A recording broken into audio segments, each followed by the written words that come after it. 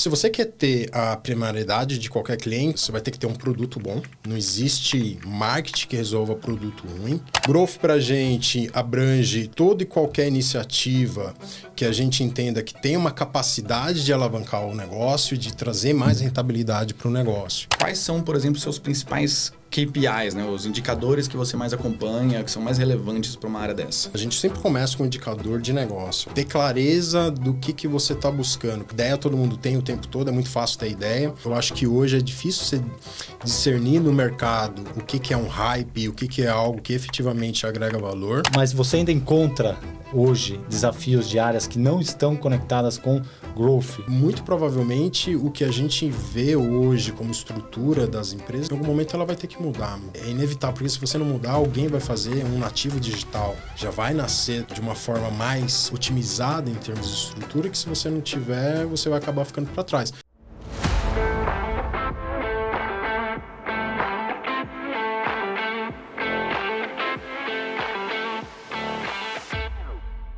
Fala galera, bem-vindos ao Martech Leaders, o videocast onde a gente faz a interseção aqui entre marketing e tecnologia. Eu sou Bruno Simões e como sempre estou aqui com meu parceiro, Bruno Stefano. Fala pessoal, e hoje a gente tem o prazer de trazer o Thales aqui, um executivo com uma tremenda carreira no mundo financeiro, mas que também passou por consultoria por mais de 20 anos, liderando os times de CRM e hoje tocando uma área de growth no Banco Pan. E aí eu queria começar deixando espaço para você se apresentar, mas falar como é que é hoje liderar uma área de growth num banco. O que faz um cara de growth? Como é que você chegou até aí? Legal. Bem, primeiro, obrigado pelo convite. Muito legal estar aqui com vocês. Falando um pouco, eu acho que o primeiro tema é o que é growth, né? Eu acho que a palavra growth é muito utilizada dentro do mercado com diversos sentidos e escopos. Eu acho que lá no PAN o que a gente fez foi transformar a growth sobre uma mentalidade de buscar sempre o crescimento e, obviamente, para isso usar técnicas, metodologias para a gente poder crescer o negócio. Growth para a gente abrange toda e qualquer iniciativa que a gente entenda que tem uma capacidade de alavancar o negócio e de trazer mais rentabilidade para o negócio. Então, eu acho que é mais do que uma área, né? Eu acho que é um pouco de um conceito que a gente traz. E growth pode estar em qualquer área, não só na minha, mas em outras também. Em marketing, eu acho que tem muito pensamento de growth. Growth para a gente lá abrange muito e fala muito com você entender o seu cliente. Em cima disso, você entender qual é a sua proposta de valor, quais são os seus produtos e tentar, de alguma forma, criar estratégias que a gente consiga criar uma maior proximidade com o cliente, criar um relacionamento com o cliente e, em cima disso, obviamente, a gente criar estratégias onde a gente consiga rentabilizar o negócio. Então, acho que é muito essa mentalidade de sempre buscar a oportunidade e, na verdade, são sempre pequenas iniciativas que somadas, eu acho que aí a gente consegue fazer coisas grandes, coisas que tragam uma maior proximidade com o cliente e também que consigam de alguma forma rentabilizar. Então, a gente leva muito para esse sentido mais do conceitual, de pequenas ações que de uma forma muito bem planejada, muito bem testada, né? Eu acho que a gente fala bastante de teste quando a gente fala de growth, é conseguir fazer muito teste, muito rápido, fala muito com aprendizagem também, né? Como que você consegue, com essa mentalidade, entender rápido aquele conceito de entender rápido, falhar rápido, o que deu errado, você já pensar e como que você leva isso para frente. E com esse aprendizado, você conseguir, aos poucos, ir escalando as suas iniciativas dentro da empresa. Eu acho que fala muito com isso lá. E é um pouco do que a gente traz. E aí, dentro desse guarda-chuva, a gente coloca bastante coisa, né? Hoje, lá eu sou responsável por toda a parte de CRM. Então, faz toda a comunicação dirigida com os clientes, faz a parte da experiência comercial dentro do app, mas a gente também tem uma outra célula que é uma venda digital, uma venda assistida dos nossos clientes, né? Os clientes que têm essa necessidade, a gente buscar um contato mais humano. Então, dentro desse guarda-chuva é o que a gente tenta colocar o pensamento de growth, assim, de uma maneira bastante resumida. E você mencionou aqui, né, que acaba tangibilizando de certa forma várias áreas, né? Você falou de CRM muito especificamente, mas também a gente está falando de marketing, um pouquinho de aquisição, perfeito. Você falou de CRO e cultura de testes. O que talvez esteja mais impactado por uma área de growth e quais são, por exemplo, seus principais KPIs, né? Os indicadores que você mais acompanha, que são mais relevantes para uma área dessa? Legal. Eu acho que lá a gente sempre começa com um indicador de negócio. Eu acho que esse é um ponto principal. Ter clareza do que você está buscando, porque senão também vira aquele negócio, né? A ideia todo mundo tem o tempo todo, é muito fácil ter ideia. De alguma forma, toda essa evolução que o ferramental, toda a tecnologia proporciona nos dias de hoje, elas fazem com que ter ideia e fazer teste seja muito fácil. Então, se você também não tiver uma clareza da onde você está buscando e como que você faz essa clareza desse mesmo objetivo, nortear diversas áreas, eu acho que esse é o ponto primordial. Então, a gente tem indicadores, obviamente, de negócio. Eu acho que aí nos indicadores de negócio, a gente, para cada produto ou para cada segmento de cliente, a gente tem um indicador principal que a gente busca.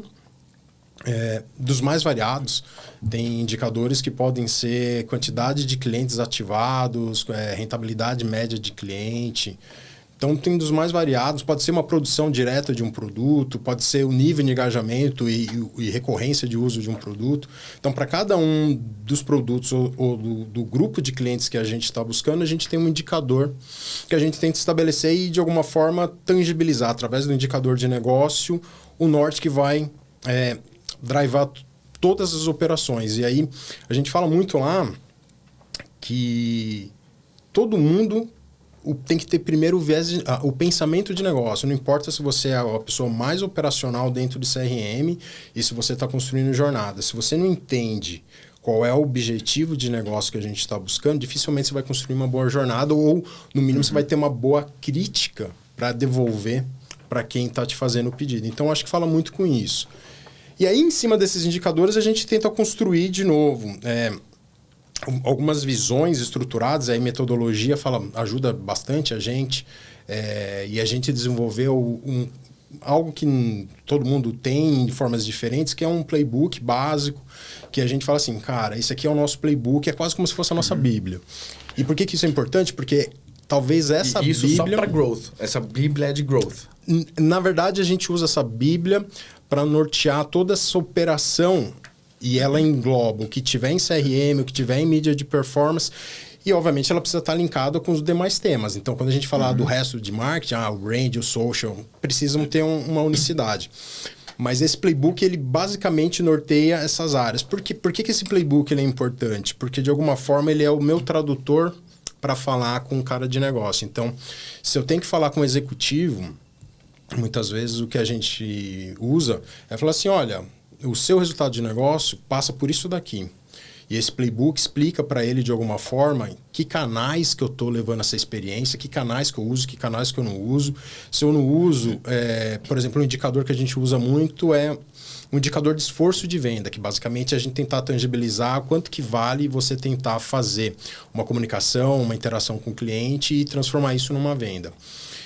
E se você não tiver esse indicador, você vai falar assim, cara, você pode falar com todo mundo.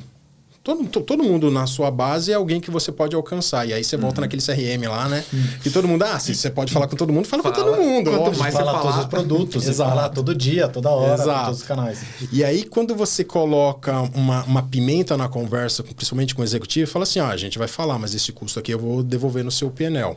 Aí o cara, então, peraí. Então, não é tão assim, fala com todo mundo. Então, como você me sugere? A gente vem... então no nosso playbook a gente entende que esse tipo de interação nesse canal faz sentido, seja porque é um canal barato, um canal primário dentro do app, ele obviamente vai ser muito mais barato do que qualquer comunicação dirigida hoje.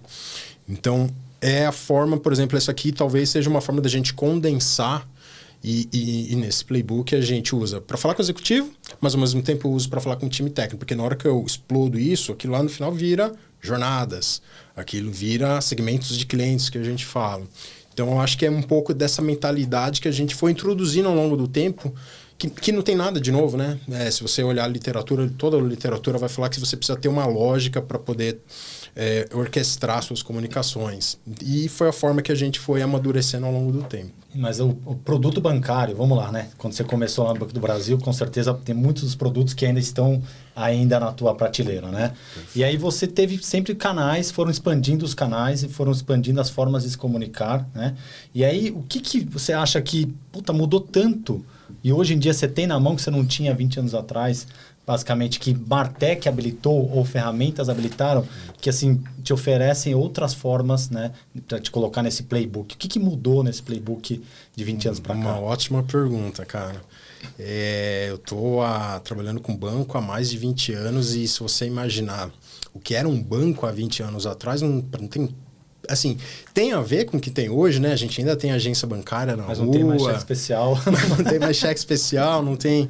Alguns produtos deixaram de ser tão utilizados e surgiram muitos outros. Eu acho que tem uma mudança, eu acho, bastante importante nesses 20 anos, que talvez ela passe pelo poder que o cliente tem em escolher, em experimentar e em trocar. Eu acho que há 20 anos atrás era muito comum você ter um cliente que tinha um banco, tinha um relacionamento principal, seja ele por gosto, seja ele porque era onde estava a folha de pagamento dele.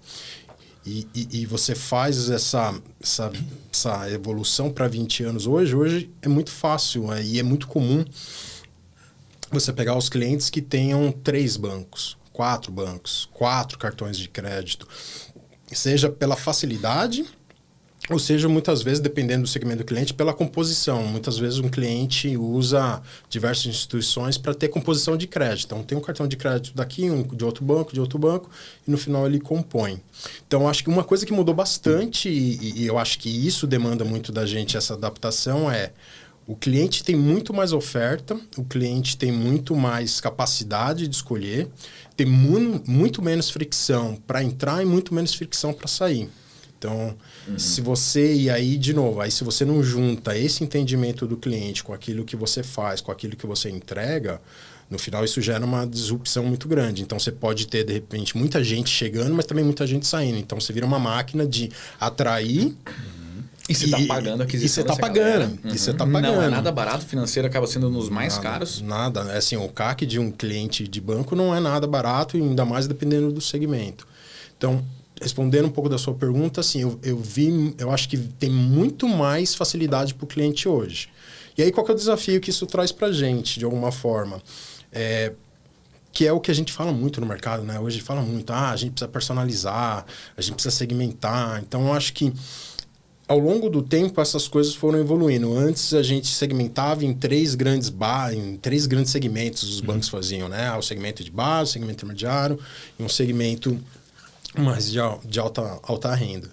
E hoje o que a gente tem tentado buscar, não só a gente, mas eu acho que todo o mercado, dentro dos segmentos, a variedade, a diversidade de clientes que tem é gigante. E aí como que você consegue, dentro do todo ferramental que você tem hoje, entregar uma experiência legal para o cliente. E talvez esse seja a parte mais difícil. E é assim, na verdade, que você vê como é que... Porque como a gente tem, enfim... Uma pessoa pode ter 3, 4, 5 bancos, N cartões de crédito, várias bandeiras. Como é que você se diferencia? Porque você ainda quer ser o primário. Se o cara quer pensar em alguma solução de crédito, eu vou pensar no meu banco primário. Se eu quero qualquer outra solução, enfim, um empréstimo para imóvel, qualquer coisa do tipo, como é que você garante que aquele cliente vai pensar em você, né, dentre as outras 4 opções ali que ele já tem em conta, por exemplo? Essa é uma discussão recorrente, não é fácil. E a forma como a gente racionalizou essa discussão, a gente meio que tentou drivar ela em 3 grandes pilares. Fala assim, se você quer ter a primariedade de qualquer cliente, você vai ter que ter 3 coisas. Você vai ter que ter um produto bom. Não existe marketing que resolva produto ruim. Então, primeiro... E produto é o app hoje, né? Porque não vem ter nem sei esse número, se você sabe... O produto pode ser o app, algumas vezes como o cliente te reconhece, é o app, algumas vezes é o plástico, é o cartão. Teve uma mudança grande, né? Até um tempo atrás, o produto, por exemplo, o banco digital era um produto, ele virou meio. Né? O cartão está indo, daqui a pouco ele está centralizando algumas coisas, ele vai deixar, ele tem outros produtos, né, embutidos ali dentro, usando como meio o cartão, né? Então, Isso que é o produto, ele vem realmente se transformando. Mas acho que eu concordo. Um produto que não é bom, cara, marketing vai ter que ralar muito para fazer. Vai ter que muito mais. Então, a gente colocou o primeiro esse produto, o segundo a gente colocou a experiência que está muito linkado com o produto. Então, quando você está... Antes, o que acontecia? Você construía um produto, aí alguém ia pensar na experiência de entrega do go-to-market desse produto. A gente falou, não, cara, você tem que criar um produto e você tem que criar uma experiência. A experiência tem que ser fluida, essa experiência tem que ser legal, ela tem que ser, de alguma forma, ter uma usabilidade que o cliente reconheça, dependendo do seu segmento, dependendo do seu público, ela vai ter que ser diferente para um cliente do tipo A e um tipo B. E na terceira pilar que a gente coloca, a gente tangibilizou com a palavra comunicação, mas que abrange o todo. Então, não adianta você ter um bom produto se não tiver os outros dois, não adianta você ter uma baita experiência se a comunicação é ruim, não adianta ter uma melhor experiência se todo o resto não funciona. Então, a forma como a gente tentou tangibilizar isso e tentar buscar essa primariedade que não é simples, porque está todo mundo buscando ela, está todo mundo buscando, a gente tentou tangibilizar nesses 3 pilares. E para cada um desses pilares a gente vai tentando trabalhar, construindo um bom produto, pensando numa boa experiência, e aí sim você vai falar assim, agora na hora que eu vou comunicar que abrange muita coisa, né? Então abrange social, abrange a sua comunicação dirigida, abrange a experiência dentro do app. Como que você junta essas 3 coisas e fala assim, o conjunto dessas 3 coisas nossas tem que ser igual ou melhor do que a concorrência. E aí, obviamente, a concorrência também está pensando do mesmo jeito, não está parada. E como que você busca depois ferramental que conecte tudo isso? E hoje, de novo, ferramental, acho que é a única coisa que a gente tem certeza nos dias de hoje é que ferramental não falta. Se você abrir qualquer quadro de ferramentas de Martech, eu tenho certeza que nem dá nem para ver mais o nome. Nem o logo mais nem direito. O logo de tanta coisa que apareceu.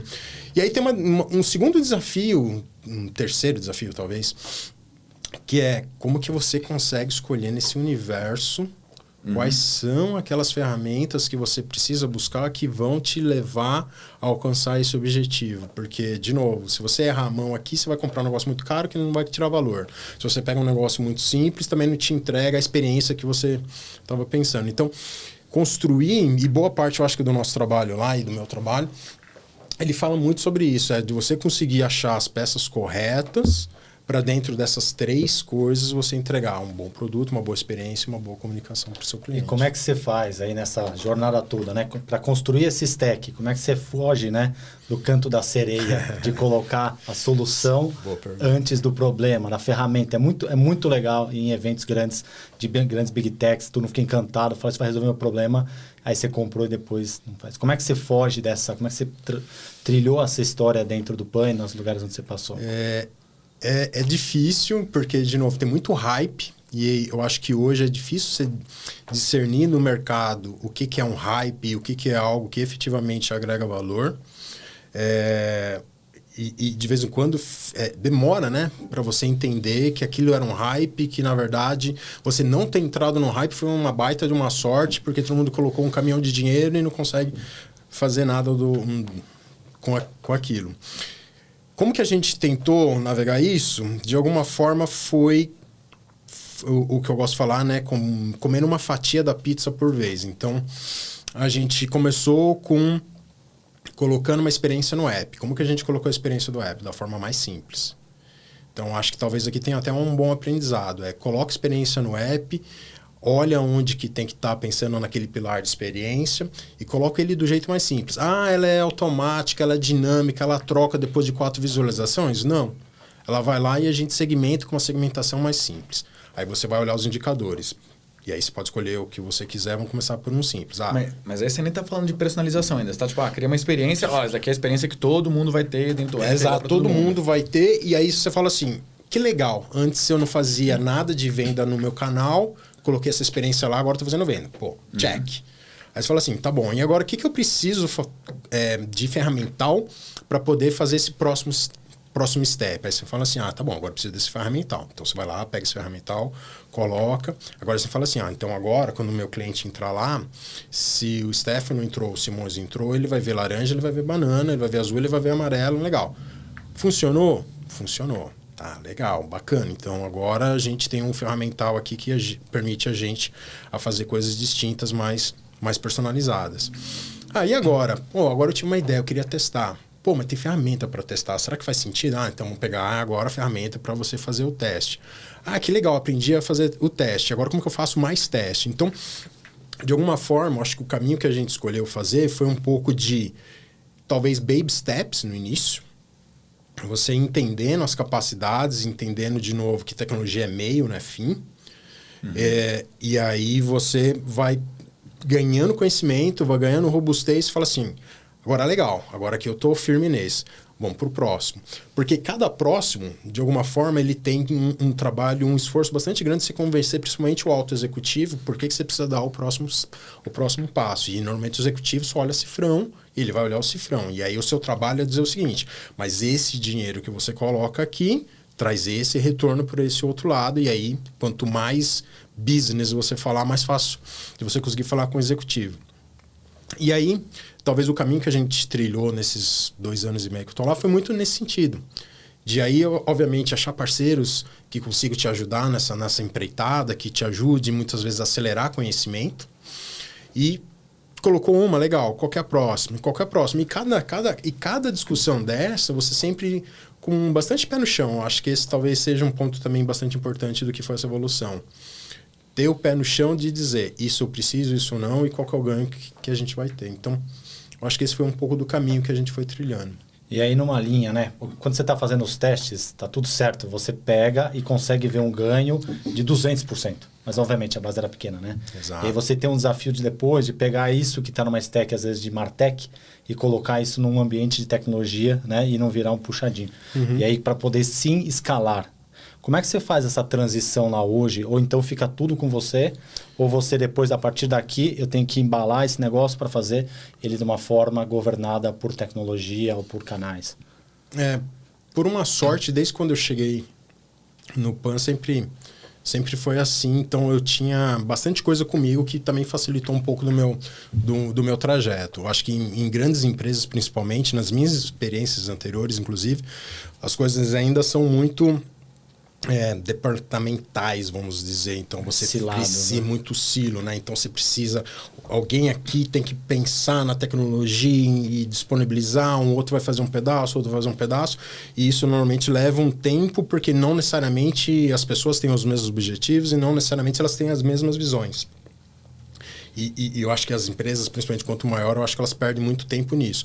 Lá, por sorte, eu tinha bastante coisa, eu tinha bastante autonomia. Então, de pensar e fazer uma conexão com uma squad que vai desenvolver uma habilidade ou vai implementar uma ferramenta até executar ela e entregar. Então, isso, de alguma forma, me facilitou de trilhar esse caminho, de conseguir fazer e não depender, de repente, eu fiz, agora eu preciso que a outra área agora compre essa minha ideia e implemente. Então, isso eu acho que a gente conseguiu fazer bastante rápido e conseguir tirar bastante valor nesse tempo que a gente foi evoluindo.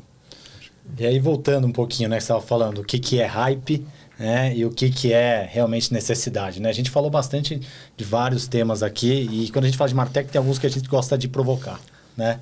A gente fala, e CDP, para você, é uma necessidade, é hype, da mesma forma que já foi DMP, no mesmo passado que a gente já falava, será que precisa de Analytics? Como é que você vê hoje, né, a necessidade de uma CDP? É para todo mundo? É só para quem é grande? Como é que você tenta pacificar um pouco esse tema? Legal.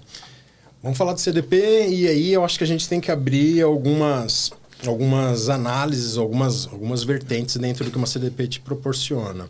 Eu acho que tem algumas coisas que você pode fazer in-house. Eu acho que tem bastante empresa que não vai buscar uma stack no mercado, ela vai tentar montar dentro de casa aquilo que ela precisa. E é um caminho também, e de novo, vai fazer mais customizado, vai fazer mais com a cara dele, com a necessidade. Obviamente tem prós e contras, de você, de repente, quando sai um negócio no mercado que alguém pode capturar mais rápido, você vai ter que fazer sozinho. Mas, respondendo o ponto da CDP, Eu sei que não é a resposta ideal, mas a resposta é depende. Como sempre. Muito bom. Por que depende?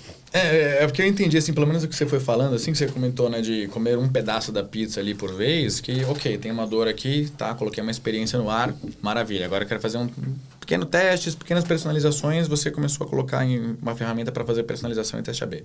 Legal. Aí começaram a surgir outras dores. Tá, mas agora eu quero escalar esse negócio aqui. Né, eu acho que essa galgada, assim, pouco a pouco, que você... É como você justificou até a necessidade de ter uma CDP ali dentro para você poder escalar o que você já estava fazendo ou não? Ah, eu quero fazer uma coisa totalmente nova, enfim... Não, foi no primeiro cenário que você descreveu.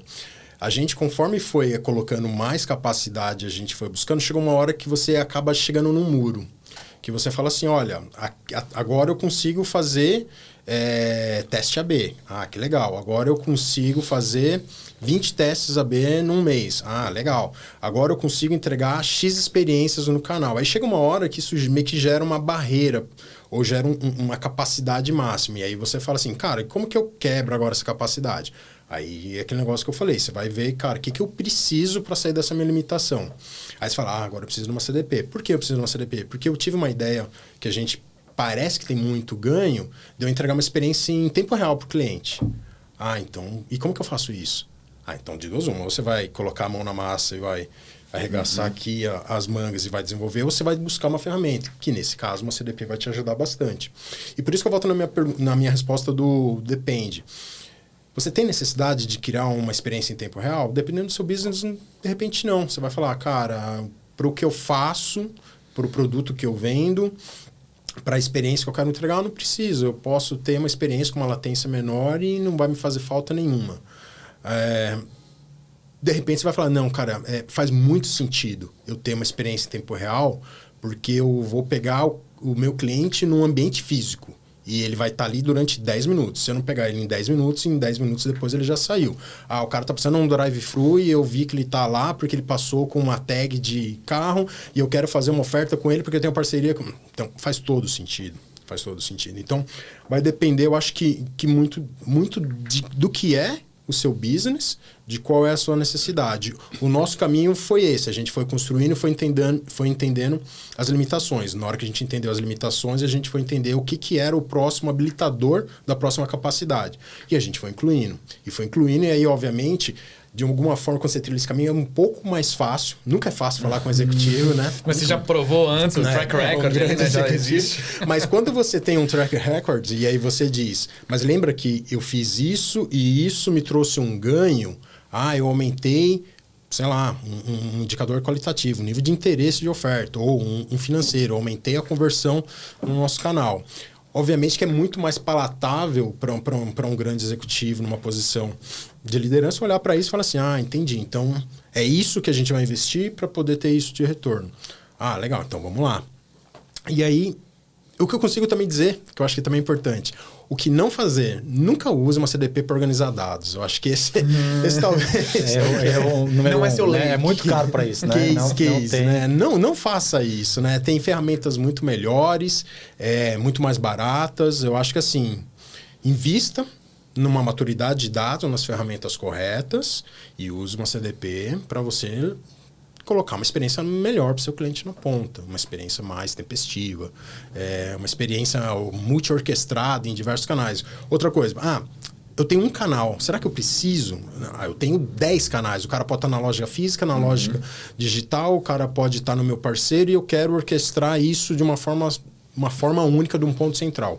É muito mais fácil. Então, eu acho que entender um pouco dessas características, tanto do seu negócio quanto da jornada do seu cliente, eu acho que isso vai responder, preciso ou não preciso. Porque sempre são grandes investimentos. Mas aí, acho que entendo claramente, né, cara, quando você tem que fazer essa defesa.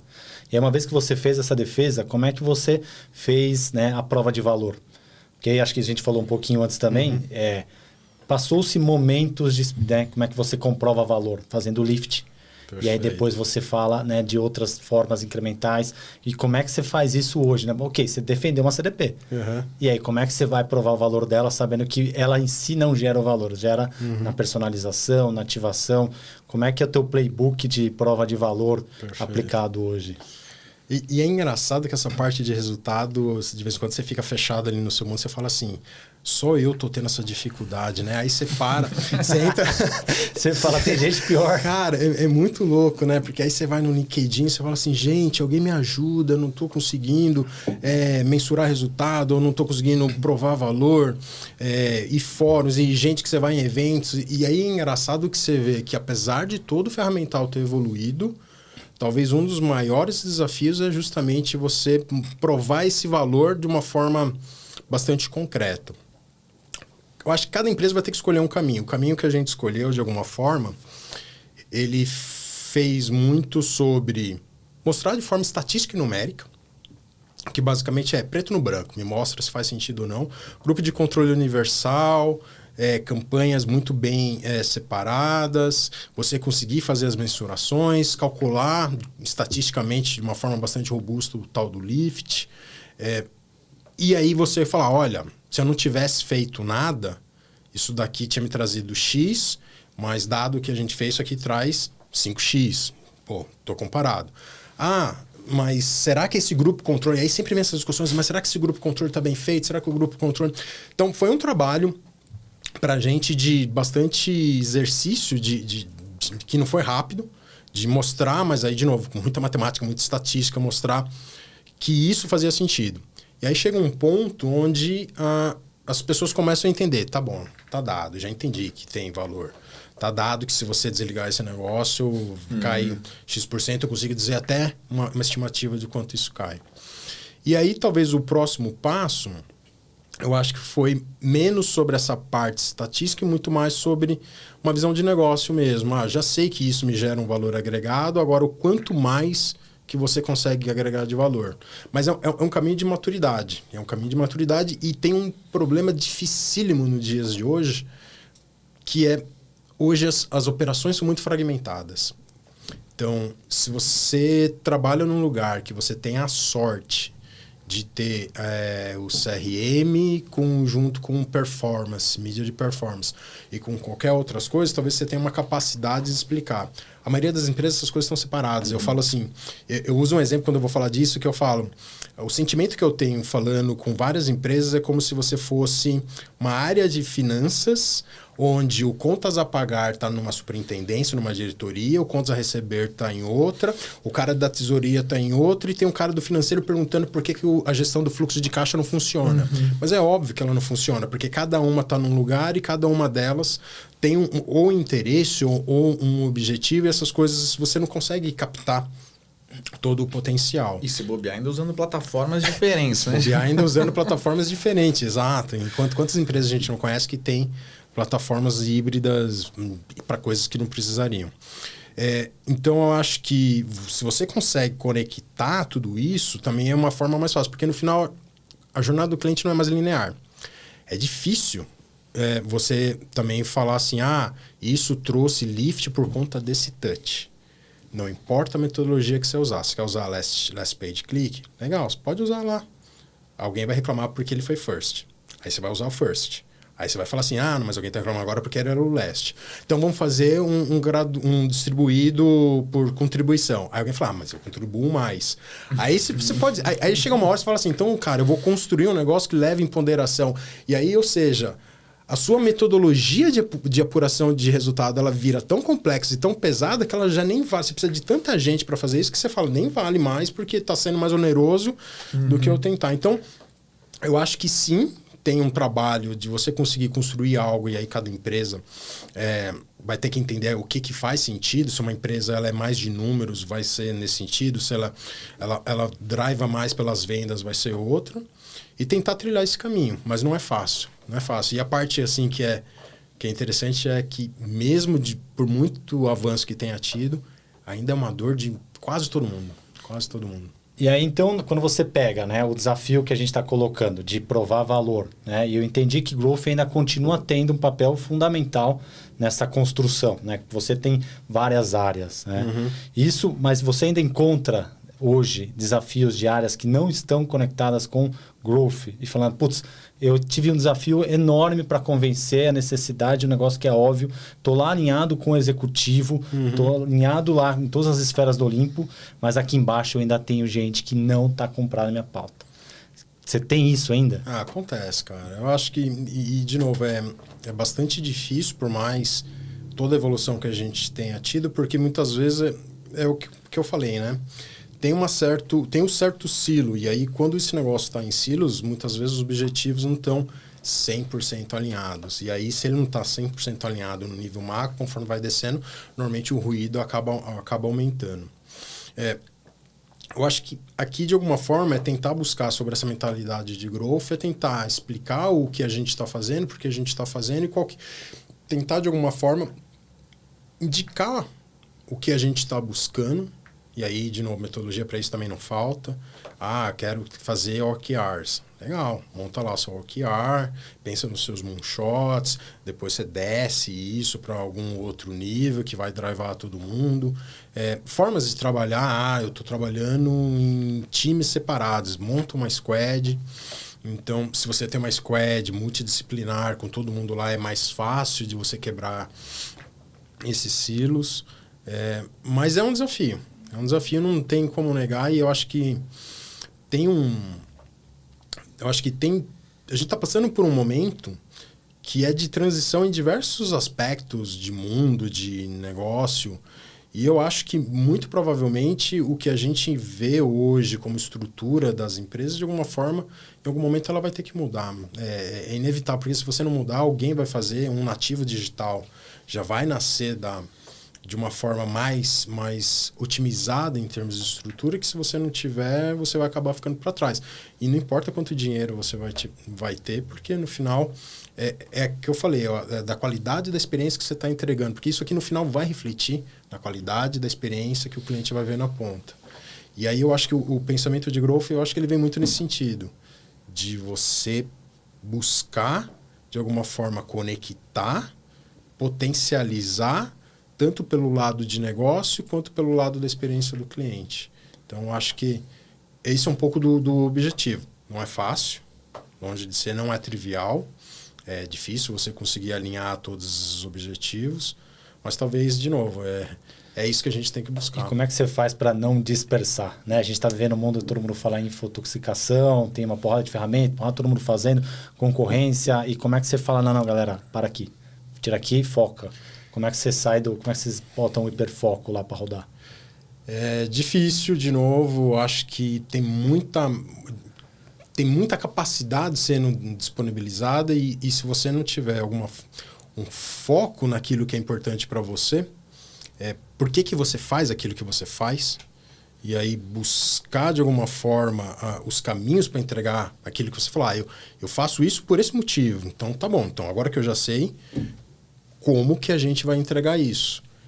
E eu acho que essa capacidade de você criar essa conexão, que talvez seja um dos desafios dos grandes executivos de hoje. Porque se você deixar, é aquele negócio. Por exemplo, se você for correr atrás de hype, você vai trocar do que você está buscando a cada semana. Então, essa semana aqui, agora eu vou correr atrás de inteligência artificial, porque, né? Vou colocar isso nos meus bots. Aí você tá lá implementando os bots. Não, mas você viu aquele negócio de voz? Não, ainda não vi. Então, deixa eu pegar agora de voz. Não, você viu de vídeo? Não, e você... E, cara, e assim, hoje a gente tá submerso numa quantidade gigantesca, tanto de informação, quanto até de novidade de tecnologia sendo entregue. E talvez o grande desafio de um executivo hoje é você conseguir dar um zoom out em cima disso e tentar manter esse fio condutor e falar assim, cara, pode ser que isso seja legal, mas não é o que a gente vai fazer agora.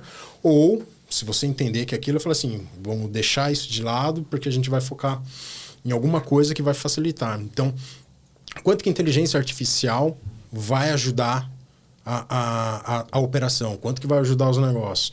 E é engraçado que essa semana eu vi uma palestra que a frase era 95% das iniciativas falham. Não entregam. Muitas vezes nem que ela falha em ser entrega. Ela entrega, ela só não gera o valor que era esperado. Então, tem um certo desafio, não é fácil. De alguma forma, eu acho que você se manter atualizado é uma das maneiras, você tentar discernir o que é importante, o que é prioritário, do que não é. E teoricamente, informação não falta. Você só também precisa fazer uma escolha do que você vai acompanhar, porque se também você fica inundado de informação, você vai ter um burnout antes de você conseguir tomar uma boa decisão. E para colocar hoje IA, né? A gente está falando, como é que vocês encaram isso? Porque você está num segmento, cara, muito regulado, muito travado, né? A área de prevenção a vendas, ela está vigente. A gente sabe como é que é e está tudo certo, porque tem regulação, tem medo de vazamento de dados. Perfeito. E botar uma IA, um bot, que é super fácil para uma fintech, pequenininho no bot, num banco, isso tem uma complexidade tremenda. E a transformação, inovação dentro do segmento é uma coisa, né, complexa. Perfeito. Como é que você coloca IA hoje lá? Como é que vocês estão desenhando? Começar a brincar ou se já estão voando em algum tema lá com IA? E se é esse o próximo hype, né? Enfim, falamos de analytics, né? Voltando, daí personalização, e daí CDP. Se o próximo isso conecta bater com o no próximo muro? hype ou não hype? Primeiro, respondendo a pergunta de como que a gente está trabalhando, eu acho que muito dentro dessa mentalidade de coisas pequenas e que a gente entenda que, de alguma forma, tem um valor tangível. Eu acho que quando começou ficou aquele meio missing out, né? Eu não estou fazendo nada. FOMO. Um FOMO, né? Se eu não estiver fazendo, eu estou para trás. E o que a gente foi percebendo é que você começava a fazer um negócio que vou colocar, por exemplo, para aumentar a produtividade de codificação. Que legal, parece óbvio, né? Então, vamos lá testar. Aí você vê que, cara, não era tão trivial. Não era, manda todo o seu time de desenvolvimento embora que agora a IA chegou e vai codificar para você. Não é sobre isso. Então, eu acho que lá a gente tentou muito de pequenas iniciativas e essas iniciativas aos poucos irem evoluindo, até porque o tema do IA, se você olhar, volta 8 meses para trás, volta um ano para trás. Tem um exemplo nítido que a gente tem lá de alto valor de IA, que era assim, quando a gente falou, vamos usar IA para a parte de criativos. Aí você fala assim, tá bom, deve ser legal, deve ser fácil. Aí o primeiro teste que a gente fez é aquele negócio. Você dava uma foto, fala assim, agora coloca um cartão de crédito na mão dessa pessoa. Aparecia um cartão de crédito que aparecia 3 mãos. Aí você fala assim, não, cara, deu errado, né? Deu errado. Mas aí, ao mesmo tempo, passava 3 meses, você fazia o mesmo teste com uma ferramenta ou com outra, com a mesma ferramenta ou com outra, e você fala assim, cara, não ficou perfeito, mas já melhorou. E eu acho que depois de um tempo a gente falou assim, cara, que legal, agora ficou bom. Agora eu consigo usar isso na operação. Então, eu acho que esse tema do IA, a forma que a gente colocou foi bastante pé no chão. Tentar coisas, 3, 4 coisas pontuais. É o bot do atendimento, é desenvolvimento, é codificação. E tentar ir por isso. Então, eu acho que foi um pouco de bastante pé no chão. Quando você diz se é hype ou não é hype, o que eu vejo eu não sei quanto tempo vai levar para amadurecer, mas eu acho que vai chegar um ponto que sim, essas coisas vão se consolidar e você vai falar assim, não, agora eu consigo tirar um alto valor de uma capacidade de IA. E essa capacidade de IA vai mudar completamente o meu business? De novo, depende. Tem business que vai falar o seguinte, eu vou conseguir entregar mais com a mesma quantidade de gente. Então, eu acho que a gente vai chegar lá. Então, por mais que tenha um hype, sim, e eu acho que a gente também viveu um pouco disso, não, olha, com o que tem agora de IA, eu já consigo fazer 3 vezes mais código. E a gente percebeu que não. Eu acho que em algum momento isso vai chegar. Eu acho que os modelos estão ficando mais maduros, eu acho que elas estão entregando as coisas com uma melhor qualidade. E talvez o grande ponto aqui é você se manter atento, se manter testando. Eu acho que esse é um ponto importante, uma coisa que a gente aprendeu. Continuar testando, porque elas estão evoluindo. Talvez algo que hoje é isso, gera uma coisa bizarra numa imagem, daqui 2, 3 meses, talvez daqui 1 ano, ela está perfeita e você consegue usar aquilo para ganhar escala. Vocês estão prevendo alguma coisa de aplicação de IA voltada para o cliente final? Né? Então, sei lá, vários outros aí do ramo de finance estão colocando assistente virtual para você poder fazer pergunta lá do seu empréstimo.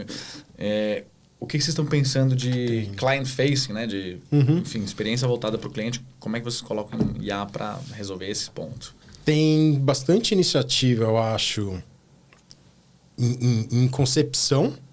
Na prática, eu acho que aplicada, e aí eu vou subir um nível, vou deixar de falar do PAN, vou falar do BTG, que faz parte, que é o dono do PAN. Lá, por exemplo, tem um serviço que é muito bom. Se você quiser fazer um Pix, você vai lá no WhatsApp, escreve em português, fluido e natural, vai lá e fala assim, olha, faça um Pix, tal valor para tal pessoa. Ele vai lá, processa, faz tudo, te entrega. Te confirma, acabou, confirmado. Okay. Então, assim, é tudo em A. E pode testar, eu já fiz uns testes bizarros, assim, vamos fazer aqui a divisão, sei lá, da conta do restaurante, aí vem uma foto toda meio distorcida, vários números que são os itens, tal, o número final, aí você pega e fala, vamos testar esse negócio aqui, não vai dar conta, né? Fala assim, pega isso aqui, divide por 10 e faça um décimo disso para fulano de tal. Cara, foi lá, leu, achou onde estava o valor, que é a última linha. Talvez seja meio óbvio, não sei. Não me parece tão óbvio. Pegou, dividiu, não sei o quê. É isso aqui para tal fulano nesse valor, é isso? Você fala, caramba, cara. E era uma foto. Então assim... Tem a mesma coisa, os baby steps ainda, né? Um pedaço de pizza de cada vez. Não quero, a IA vai resolver todos os problemas bancários do meu cliente. Não, vamos lá, vamos resolver. Ele vai fazer um Pix. Agora, né, dá acesso, até porque a questão de segurança da informação, como a gente fala aqui, também é extremamente sensível. Perfeito. Então, esse é o exercício, esse é o caminho, talvez, para a gente seguir. Esse é um tema importante. Eu acho que esse ponto eu deixei escapar. Né? O tema regulatório de segurança para um mercado na instituição... mercado financeiro é um tema extremamente crítico. Então, tem uma baita preocupação com isso. Eu acho que talvez esse seja o primeiro step que qualquer instituição financeira, eu acho que qualquer mercado, mas talvez no banco, por ter todo o tema da regulação, seja uma pimenta um pouquinho mais forte. Então, como que você cria um ambiente que faça sentido? Como que você deixa ele protegido, como que você garante que os dados estão dentro de uma zona de proteção, e aí, a partir disso, como que você consegue ir escalando. E baby steps. Começa com uma iniciativa. Então, a gente tem essa iniciativa que eu comentei do Pix, no WhatsApp. Tem algumas iniciativas para chat no atendimento. Uma iniciativa, de repente, pensando em codificação. Uma outra iniciativa pensando, quem sabe... Por exemplo, muito olhando para o meu escopo, em algum momento eu espero construir toda a minha experiência em linguagem natural. Hoje, o que eu tenho? Hoje eu ainda tenho um time bastante grande que está lá desenvolvendo diversas coisas. Eu gostaria que essas pessoas estivessem pensando mais em negócio. E aí, pensando em negócio, eu falo assim, agora eu tive uma ideia e eu quero testar. Então, cria para mim um segmento dos clientes A, B e C, do tipo tal, que tem o ticket tal, e coloca no canal tal. Eu acho que a gente vai chegar aí. A gente vai chegar, provavelmente, numa entrega, numa experiência, vou chamar de CRM, usando linguagem natural. Eu acho bastante factível, bastante factível. Pode não ser no primeiro mês, pode ser daqui 6 meses, pode ser daqui 1 ano. Mas eu acho que esse é um pouco do caminho para onde as coisas estão indo. A gente está vendo, né, alguns lançamentos dos agentes, né? Então, a gente vê nas grandes big techs aí, inclusive nome de produto que já está vindo já com seus agents, né? E aí começa essa brincadeira. Um que é para fazer análise, outro que é para fazer segmentação, outro que é para fazer otimização de um site, tudo por prompt. E desde que você falou, putz, talvez eu não vou deixar ele apertar o botão e fazer. Mas o insight, e ele vai deixar, cara, quase que assim, acelerou 80% do meu trabalho. Exato. E aí você vê de novo, baby steps. Eu tenho 10 agentes diferentes, cada um especializado em fazer um pedaço. Quem sabe no futuro esses 10 não se consolidam num grande, mas fala assim, não, baby steps. Eu preciso fazer uma função muito bem feita. E a minha função agora é criar uma boa audiência para uma campanha. E, de repente, a próxima é criar um bom insight para eu poder também fazer uma campanha. Talvez eu tenha um outro para fazer uma otimização do meu site. E assim você vai indo. Eu acho que um pouco do momento que a gente está hoje, eu acho que tem bastante gente tentando entregar, eu acho que essa experiência mais fluida, mais natural que a IA permite, mas todas elas vão fazer esse caminho, baby steps. Vão entregar alguma coisa que vai fazer muito, muito bem, que vai dar uma experiência, que vai aumentar a sua produtividade, que vai te ajudar a justificar para o seu executivo por que você precisa daquilo e gradualmente você vai compondo com mais coisas. E aí, em termos de governança, né? Hoje, como é que vocês estão organizando o tema AI? É um negócio que tem uma área que está centralizando, está liderando, é um COI, Ou putz, todo mundo ainda tá, cada um fazendo o seu pedacinho, brincando aqui, depois alguém vai defendendo... Lá no início eu acho que começou bastante distribuído, várias iniciativas, acho que próprias, e ao longo do tempo eu acho que essas coisas foram convergindo e hoje tem um responsável, tem uma área de analytics com toda a parte de governança que consolida digamos, essas grandes iniciativas de uma forma centralizada, até para você ter toda essa governança que a gente falou, ter a governança, ter a preocupação com o sigilo LGPD, ter entendimento que o seu modelo está proprietário, que o seu dado não vai ser usado de uma forma que você não quer. Então, eu acho que foi uma evolução também. Começou, acho que mais distribuído e ao longo do tempo, acho que natural. Começa todo mundo testando, tô curioso, começa primeiro curioso, né? Deixa eu fazer aqui alguma coisa, deixa eu ver se funciona. Funcionou, que legal. Aí o outro também faz, o outro faz. E aí, mas eu acho que ao longo do tempo essas coisas foram se centralizando e eu acho difícil, pelo menos no momento atual, não ser centralizado. Até por todos os aspectos que a gente citou de segurança, de LGPD e todos os aspectos que isso leva. Você não vai querer que seu dev, enfim, coloque todo o seu código-fonte ali para... sei lá, pedir para um OpenAI ou pior ali um DeepSeek da vida, né? Fazer todo o código para você. Deixar tudo pronto, né? Tem uma preocupação bastante grande com isso. Bom, Thales, a gente está chegando aqui ao final, então a gente tem já um combinado aqui de pedir para o convidado trazer um objeto que o identifique ou que ele goste, né, para dar uma humanizada, tirar um pouquinho o sobrenome do trabalho e colocar um pouquinho o teu sobrenome aí, né, na pessoa física. Então conta pra gente o que você trouxe aí. Legal. Eu acho que falou bastante com o que a gente falou aqui. Eu trouxe um livro que eu gosto pra caramba desse autor, o Simon Sinek. Ele fala, comece pelo porquê. E por que eu acho que isso daqui foi... O Simon tem bastante conteúdo na internet. Se você colocar lá no Google, você vai ver vídeos, textos, tem bastante coisa. Mas eu gosto muito desse livro porque ele justamente pega muito do que a gente discutiu aqui. Por que você está fazendo isso? Comece respondendo isso. Por que você faz? E tem um exemplo que eu acho sensacional, sem dar muito spoiler do livro, mas já dando um que eu acho muito bom, que ele fala assim... Ele fala sobre a questão dos primeiros que criaram o voo num avião tripulado. Ele falou assim, e tinha 2 times completamente distintos tentando competir para quem ser o primeiro que ia conseguir fazer um voo e entrar para a história e tal. E tinha um time que tinha muito recurso financeiro, tinha pessoas extremamente inteligentes, tinha, de repente, um ambiente favorável, mas no final quem foi que conseguiu fazer foi o outro time. Por quê? Porque ele tinha uma clareza do que ele estava buscando. E aí ele coloca assim, e é engraçado porque esse time tinha todo o ambiente favorável, mas foi o time lá dos irmãos Wright que colocaram o avião no ar. A partir do momento que eles colocaram o avião no ar, esse cara parou. Por quê? Porque ele não tinha um porquê ele estava fazendo. Talvez o porquê dele seria ser famoso, ser o primeiro. Vaidade, de novo, tem um monte de coisa. Então, eu acho que esse negócio dele falar de começa de dentro, entendendo o porquê que você faz. E aí sim você vai entender o como você vai fazer aquilo e o que você vai entregar para o seu cliente. Eu acho que de alguma forma é uma forma diferente do que normalmente a gente faz. Normalmente a gente uma solução à busca de um problema, né? A gente, eu tenho aqui esse produto, o que esse produto resolve? Ele faz isso, faz aquilo, mas por que você fez isso? Não sei, porque parecia que ia ser legal. Eu entendi que esse livro ele é como se fosse o anti-hype. É quase o anti-hype. Você entendeu o que tem na sua frente, mas, né, putz, cara, CDP, nossa senhora, não, preciso ter CDP. Exato. E a pergunta... Os 5 por quê? Por quê? Por que você quer uma CDP? Ou por que você quer entregar uma experiência mais personalizada? Por que você tem um banco? Por que você quer ofertar isso? Então, de alguma forma, ele inverte, eu acho que esse pensamento que a gente está mais acostumado de começar sempre pelo o quê, e ele faz uma provocação. É uma provocação. E eu acho que... eu até descobri o Simon meio que sem querer, vendo vídeo na internet, um dia apareceu lá, ele falando do Golden Circle, e ele explicando como que as pessoas faziam as coisas, e eu falei assim, caramba.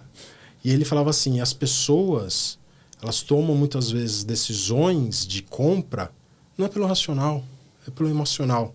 Você acha que alguém fica na fila lá da Apple 5 horas, 8 horas antes, porque ele foi lá e fez um cálculo, uma matriz, e falou assim, olha, então aqui o aparelho vai me entregar 10% a mais de memória. Não é sobre isso, é sobre... Não, aí é marketing da Apple, na verdade, fazendo um ótimo trabalho. Também, mas tem um elo. E aí, quando a gente falou aqui no nosso, eu quero buscar primariedade. Tá bom, eu posso buscar ela de uma forma direta e objetiva e financeira. Mas eu acho que aqui tem uma provocação de você falar assim, cara, não, mas por que você faz isso? Por que o cliente, quando acordar, vai olhar e vai falar assim, cara, é aqui que eu quero estar, é esse produto que eu quero ter. E eu acho que tem diversas marcas que conseguem trabalhar esse conceito de uma forma bastante legal. E muitas vezes você vai falar assim, não, eu gosto dessa marca, e muitas vezes ela nem é a mais barata, muitas vezes você até sabe, ela nem é a melhor, eu acho que tinha uma outra que entregava alguma coisa. Você fala, mas porque talvez você se identifique. Então, eu acho que é uma recomendação que eu deixo de leitura para as pessoas, porque ela fala muito sobre isso. De repente, você olhar o porquê que você está fazendo isso. E aí você acaba levando isso para diversos outros aspectos da sua vida. E aí, com o teu time, você tem aplicado isso? A gente tenta, cara. Obviamente, é uma disciplina diária de você tentar explicar para as pessoas o porquê que ela está fazendo. E eu tento falar assim, você não está fazendo uma segmentação, você não está construindo uma jornada, você está, no final, entregando uma experiência para o cliente. Como essa experiência para o cliente? Por que a gente está fazendo isso? O que a gente está buscando? Obviamente, não é simples. O mundo real ali demanda você, a pressão é constante, mas se pelo menos você em algum momento se questionar o porquê, eu acho que você já deu um passo além do que normalmente a gente faz, que só vai no automático e tenta entregar o budget que está sendo requisitado. E às vezes você nem sabe por quê, né? Mas tem que entregar. No dia seguinte você está lá e tem que executar. Então acho que busca pelo propósito aí é bem legal. Mas fica até uma reflexão, na verdade, para quem está na operação e às vezes, putz, cara, preciso criar uma segmentação aqui. Tem uma lista de 10 segmentações. Para ele, né? Às vezes está lá no operacional, ele, cara, eu preciso só criar assim, mas ele não está entendendo o porquê que ele está criando isso aqui, né? Como é que ele conecta a visão de negócio justamente para entender o valor daquele trabalho que ele tem. E muitas vezes, né? Tem algumas coisas que profissionais às vezes acabam ficando um pouco mais, posso dizer, talvez tristes, assim, né? Mas justamente não ter a visão do valor do trabalho que ela está desempenhando ali dentro. E aí, e hoje em dia tem um outro aspecto que eu acho interessante, que é onde começa a tecnologia e onde começa o negócio. Porque antes era muito claro. Eu sou o cara que fez o código que entregou o app. Eu sou o cara que vende o produto que tá no app. Mas hoje, se você pega alguém que tem uma CDP, se ele consegue segmentar, ele consegue tirar um insight, ele consegue segmentar, ele consegue entregar no canal, ele é tecnologia ou ele é negócio? Ele é Martech. Ele vai ter o blend. Isso. Acho que essa é a beleza do que a gente está vendo, né? A gente tenta, nesse podcast, inclusive, fomentar muita discussão para quem não é do nosso meio, né, do Martech. E aqui, realmente, a gente começa a ver, né, a beleza, né, do que era digital e ter passado. Acho que a gente passou muito por essa transformação, né? E aí a gente tenta colocar dicas. E aí vai mais uma última pergunta aqui para você. Se fosse colocar, né, comprimir, pega lá os teus 20 anos, pega o ARG lá, dá o comando, compacta ele e sai um output de recomendar para quem quer se juntar, né, esse time que está blend aí de tecnologia e marketing, negócio. Que dica que você daria, que você passou nesses 20 anos, que você poderia dar para alguém que está buscando entrar nessa área? Cara, no final eu acho que e não vale só para o nosso mercado ou para o que a gente faz, mas talvez a maior dica é nunca pare de estudar, nunca pare de aprender. Porque se isso já era, eu acho, uma coisa necessária desde sempre, talvez no momento que a gente está hoje, talvez a capacidade de aprender e a capacidade, algumas vezes, de reaprender, que é deixar um conceito que eu tinha e reaprender um novo, talvez esse seja o grande diferencial. Eu acho que a coisa mais importante que você tem hoje. Porque é isso, hoje a gente está aqui, a gente está falando de um tipo de ferramenta. talvez daqui 1 ano, 2, talvez a gente fale assim, lembra daquele mundo? Nossa, mudou, não é mais nada disso. Então, eu acho que a maior dica que eu posso deixar para qualquer profissional, e eu acredito muito no poder da educação, é isso, é aprender, reaprender, algumas vezes desaprender para poder aprender de novo. Eu acho que talvez esse seja o maior ponto que a minha carreira me ensinou. E você teve algum que você teve que reaprender e foi duro? Várias vezes, porque na minha carreira eu fui tecnologia do mais puro, desenvolvedor Java, raiz. Depois, esses segredos a gente não entrou, na verdade. Eu vou ter que fazer mais um. Áureos tempos. Quando mexer com Java não era uma coisa tão trivial. Nunca foi trivial mexer com Java. É trivial? Não sei. E depois eu fui trabalhar em negócio mesmo, puro. Eu fui definir oferta de valor. Você vai falar de precificação de produto. Se você não tem essa capacidade de você desaprender e reaprender, é difícil você fazer esses movimentos. E eu acho que aí gera uma riqueza, né? Porque no final você consegue... Se antes já era, eu acho que requisitado que você tivesse uma capacidade técnica e de negócio, hoje, essas coisas no final elas estão fundindo cada vez mais. Então, tive várias, algumas fáceis, algumas dentro da zona de conforto, algumas fora da zona de conforto, mas eu acho que cada uma delas deixa uma lição. E aí você fala assim, da próxima vez que eu tiver que enfrentar isso, como que eu vou fazer? Ah, foi difícil, então me preparar melhor. Ou foi fácil, espero que a próxima seja fácil. Então, essa capacidade eu acho que é algo que vai ser cada vez mais demandado de todo profissional de Martech, porque, de novo, negócio e business hoje cada vez mais é uma coisa só. No final está todo mundo buscando rentabilizar. Muito bom. Obrigado, Thales. Foi um prazer aí passar essa hora junto aqui. Muito sucesso, muita jornada, muito IA, tudo de bom. Obrigado mais uma vez por ter comparecido. Obrigado, Bruno. Legal, obrigado pelo convite. De novo, muito legal estar aqui com vocês. De novo, eu espero que o mercado e todo esse nosso ambiente de Martech cada vez evolua mais para a gente poder ter cada vez mais essas trocas, essas conversas. Muito bom. Foi um prazer recebê-lo. Gente, para quem gostou, deixa o like, faz um subscribe. E daqui a pouco voltamos com mais um episódio de Martech Leaders. Muito obrigado e até a próxima.